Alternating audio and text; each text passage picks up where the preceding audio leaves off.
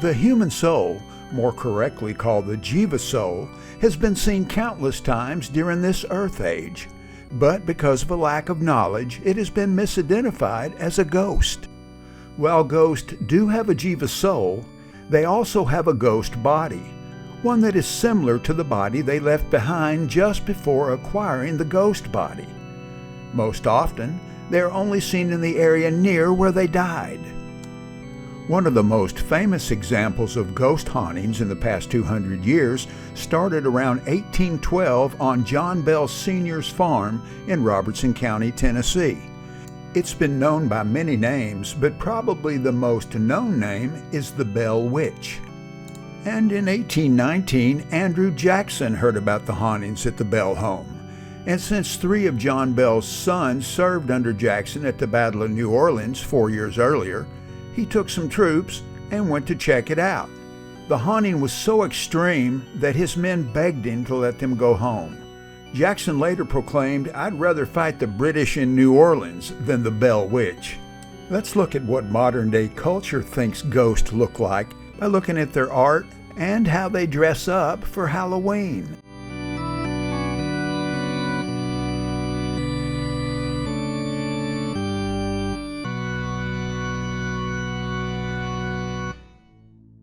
Now, before I show you the images, let's hear how the ancient Vedic scriptures describe the Jiva soul. The Jiva soul is described as being extremely small. The Upanishad states that the soul is 1/10,000th the size of the tip of a human hair, while the Bhagavad Gita describes the soul as being smaller than the smallest particle. Furthermore, the soul is said to reside in the heart of every living being, and is also described as being self-luminous, requiring no external source of illumination. Its shape is described as being similar to the shape of an upside-down fingernail or even a bell. I can just imagine Vedic scholars scoffing and saying, "Now he's going to show us something he's already admitted can't be seen." And to that I say, yes, I am. While it may seem impossible, when it comes to something God desires, impossible is a word found only in a fool's dictionary. And now, here is how it happened. In December 1992, just before Christmas, I headed from my home in Texas to East Tennessee to surprise some old friends and attend a Christmas party at their family farm. That was on Christmas Eve. Then early on Christmas morning, I headed west to go back to Middle Tennessee to the small town I grew up in. I spent all of Christmas Day visiting with family and friends, and I went to some cemeteries to pay my respects to those I had waited too long to come home and see. Then early on December 26th, it was time to head home back to Texas. I would stop and see my grandparents on the way out of town, but just before I reached their house, I stopped at a small community cemetery where much of my family has been buried. While walking around and looking at the headstones, I began to sing a song that went something like this. Bells they are ringing all over the land, and angels are singing, the time is at hand. While singing and looking at a gravestone, I suddenly felt like I wasn't alone, so I looked up, and there they were. I was completely surrounded by what appeared to be glowing bells of various sizes floating effortlessly in the air. Some seemed brighter than others, and then I remembered I was holding a camera, as I had intended to photograph a few of my family's headstones. I wasn't sure if what I was seeing was real or imagined, so I began to snap a few pictures. It was then that the bells knew I could see them, and they began to quickly move in front of the camera. Some formed a circle to let me know they were aware that I could see them. One shy soul stayed nestled in a poinsettia plant that was left at their grave. As you can see, it's not some reflection on the film, as the entity is partially obscured by the flower. Why are these souls visible? There's more than bells that can be seen, but the song was about bells and angels. This is no bell. In fact, it's a friend of mine. I've seen him many times during this lifetime. And there's another entity that used to frighten me for years, from the time I was 6 to 8 years old. He has the body of a demon, but I know he never was a danger to me. Had he have wanted to hurt me, he could easily have done so. After I finished taking photos at the cemetery, I drove the short distance to my grandparents' house. I stopped at their mailbox to take a familiar picture from the highway. To my surprise, a few of the bells had tagged along. They must have been close family. I took a picture, and then I took another after I recentered the camera. And just like that, they were gone. Or if not gone, at least they were no longer visible. This phenomenon is not limited to this cemetery exclusively, but they are rarely seen in such great numbers. It is rare that they're seen at all, but nonetheless, they're still there. In most cases, the last time they saw their body, it looked like they were just sleeping. They're literally having an out-of-body experience. They are still attached to their body, not in the way they were when their body was still alive, but they still labor under the misconception that they are their body. Clearly, they're not. It is dead and they are still alive. But they are afraid if they get too far from their body, they will die. They have not accepted the fact that they must move on. So they know when you visit their grave and when you leave flowers or mementos, and they know when the visits stop. There is a better way.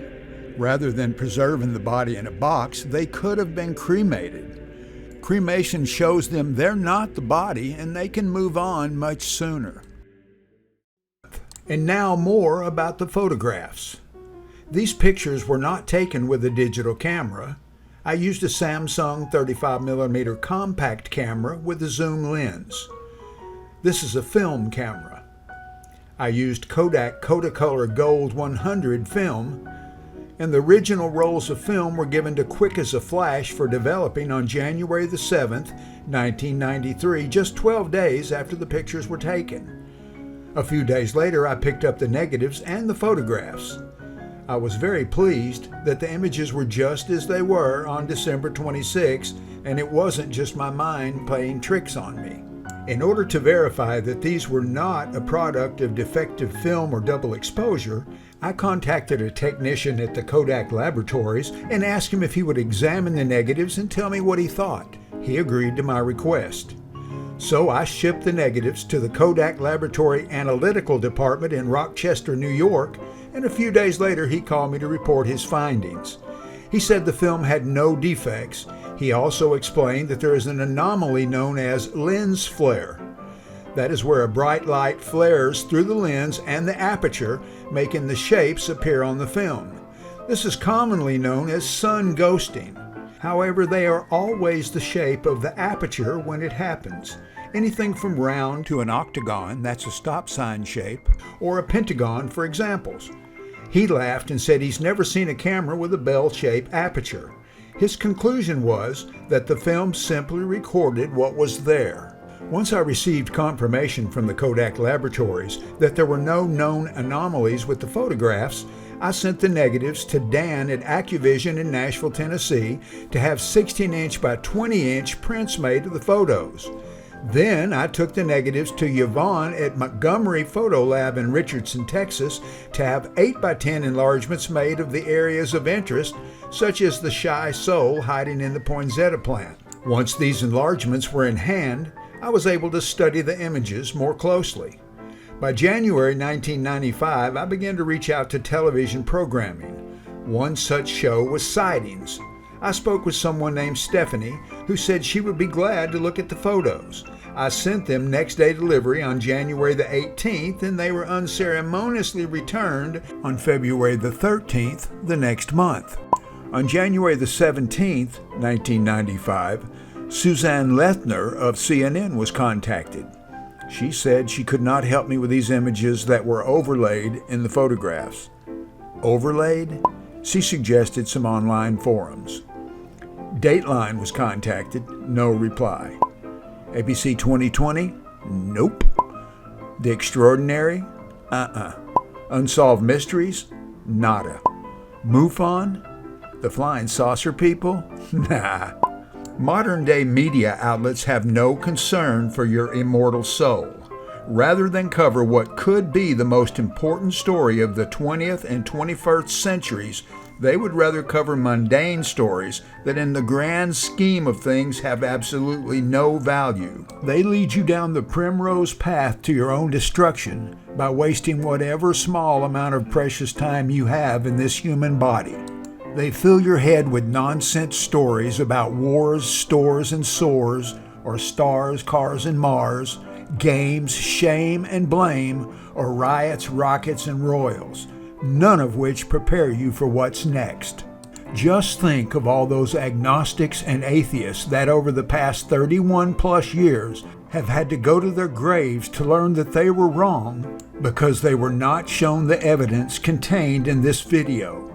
Well, we no longer need those Judas goat media outlets that are leading you to your demise. Finally, after 31 and a half years, the time is at hand.